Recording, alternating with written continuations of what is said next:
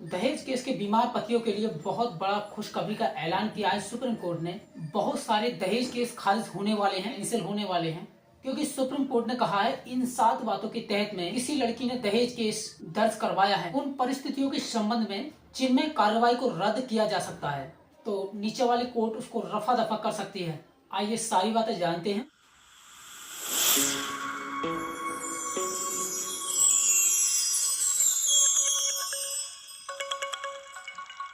तो नमस्कार साथियों, मैं एडवोकेट सोनू सिंह, स्वागत है हमारे चैनल धाराओं के ज्ञान में। साथियों, मैं आज बताने जा रहा हूं एक जजमेंट के ऊपर, जो कि बीमार पतियों के लिए एक जजमेंट आया दहेज केस, जिसके ऊपर दहेज केस हो जाता है और वो बीमार हो जाते हैं वो पति, तो उनके लिए कितनी बड़ी खुशखबरी का ऐलान किया है सुप्रीम कोर्ट ने, आइए जानते हैं। और ये जजमेंट भी आपको फ्री में मिल जाएगा। तो कैसे मिलेगा, कहाँ मिलेगा, वो सारी बातें इसी वीडियो में हम बताएं। तो ये 7 बातें कौन सी हैं, आइए बताते हैं। नंबर 1, अगर किसी लड़की ने अपने ससुराल वालों पर दहेज केस करवाया है, लेकिन उस दहेज के ऊपर करवाया है लड़की अपनी मर्जी से अपने साथ लाई थी। देखिए, लड़की शादी के टाइम पर दहेज लाती है तो उसको हम स्त्री धन बोलते हैं। अगर उसके बिहाफ पर लड़की दहेज केस कराती है तो वो दहेज केस नहीं चलेगा, तो उसको रफा दफा करवा सकते हैं। नीचे वाले कोर्ट को क्या करना पड़ेगा, नीचे वाले कोर्ट को उसको कैंसिल करना पड़ेगा, खारिज करना पड़ेगा, क्योंकि दहेज है, किसी ने उससे मांगा नहीं है, वो अपनी सहमति से लेकर आई है।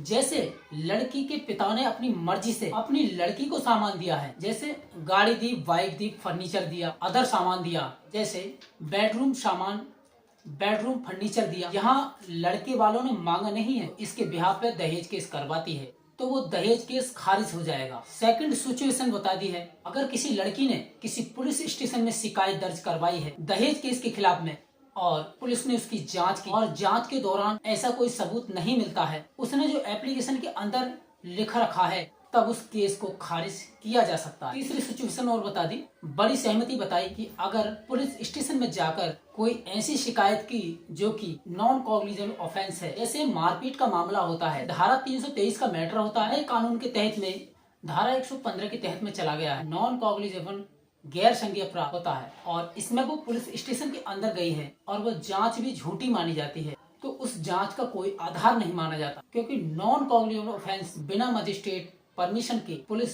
जांच ही नहीं कर सकती। उसके बिहाफ पर अगर कोई केस बना है तो वो केस नहीं माना जाएगा। पर 4 सिचुएशन बता दी है, बड़ी अहम है। कोर्ट ने बता दिया है, अगर कोई लड़की दहेज केस करवाती है और उसके अंदर बेतुकी बातें लिखी हैं, ऐसे लोगों के नाम लिखवा रखे हैं जो विदेश में रहते हैं, 400-500 किलोमीटर दूर रहते हैं, उनका नाम भी दहेज केस में है, जो विदेश में रहते हैं, और पिता के ऊपर लगवा दिया छेड़खानी का मुकदमा, एंड देवर के ऊपर भी लगवा दिया छेड़खानी का, ये मतलब मारपीट का मुकदमा।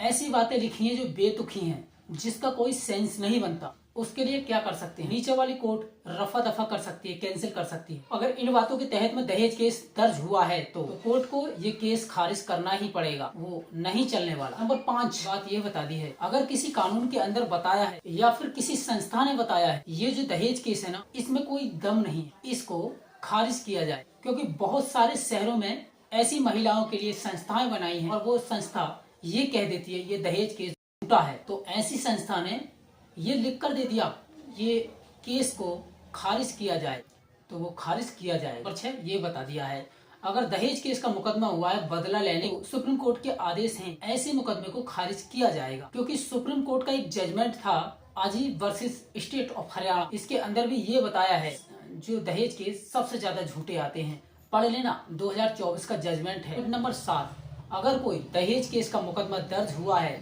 और दर्ज करने से पहले जिला मजिस्ट्रेट से परमिशन नहीं ली गई है तो वो मामला खारिज हो सकता है। ऐसे में अगर दहेज केस का मुकदमा दर्ज होता है, मजिस्ट्रेट से परमिशन लेनी होती है। सबसे पहले तो जिला मजिस्ट्रेट से परमिशन लेनी होती है। दहेज केस में 99% तो जिला मजिस्ट्रेट से परमिशन ली ही नहीं जाती। ऐसा होता है, पुलिस स्टेशन गए और पुलिस वालों ने चार्जशीट बनाई और कोर्ट में पेश कर दी। अगर मजिस्ट्रेट की परमिशन नहीं ली है तो दहेज केस खारिज हो जाएगा। तो सारी चीजें दिखाने वाला। तो यहाँ तक की जानकारी अगर आपको अच्छी लगी हो तो लाइक करें, शेयर करें, और नहीं अच्छी लगी तो डिसलाइक करें। और अगर हमारे चैनल पर नए हैं तो प्लीज सब्सक्राइब कर लें। देखिए, आगे मैं जजमेंट आपको पढ़ा भी देता हूँ, इसमें बहुत खास बातें लिखी हैं, और आप पढ़ना चाहते हैं तो जजमेंट को डाउनलोड कर लीजिएगा। मैं बताऊंगा कैसे हुआ। देखिए साथियों, हम जजमेंट पढ़ते हैं।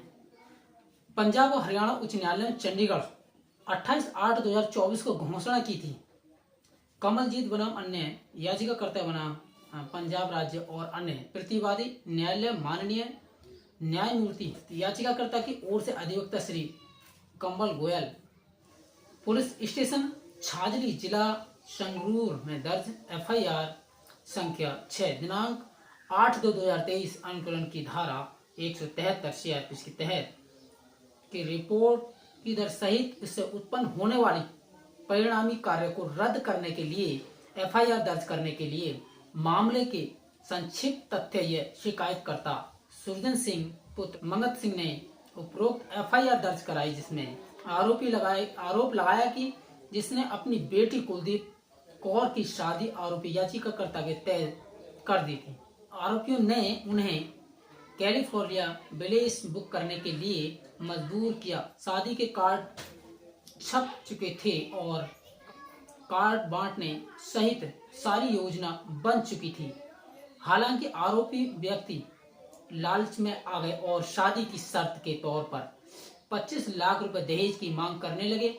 एक पंचायत बुलवाई गई और सम्मानित लोग आरोपियों के घर पहुंचे, जहां उन्होंने फिर से 25 लाख रुपए दहेज की मांग दोहराई, जिस पर वे कमलजीत सिंह की शादी उनके बेटी कुलदीप कौर के साथ करेंगे और इसलिए आरोपी ने विचाराधीन अपराध किया था, जिसके लिए उन पर मुकदमा चलाया जाना चाहिए। एफआईआर की एक प्रति याचिका के अनुकूलन के पी के रूप में संकलन की गई। जांच के आधार पर धारा 173(2) सीआरपीसी के तहत रिपोर्ट प्रस्तुत किया गया था, जिसकी प्रति याचिका के साथ अभियोजन शुरू नहीं किया जा सकता।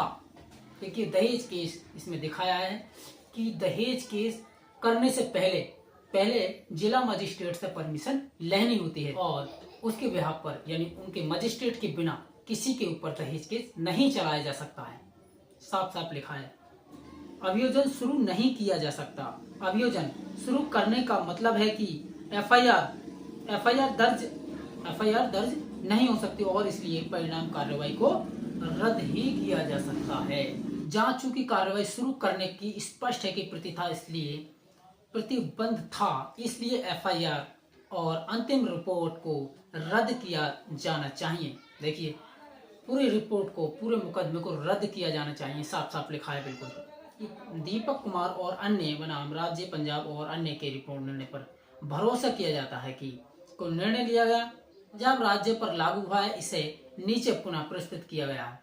नंबर 8, कार्रवाई शुरू करना अधिनियम के अंतर्गत किए गए किसी अपराध के संबंध में किसी व्यक्ति को विरुद्ध जिला मजिस्ट्रेट या राज्य सरकार द्वारा विशेष या सामान्य आदेश द्वारा नियुक्त किए गए किसी अधिकारी के पूर्व मंजूरी के बिना कोई अभियोजन शुरू नहीं किया जाएगा।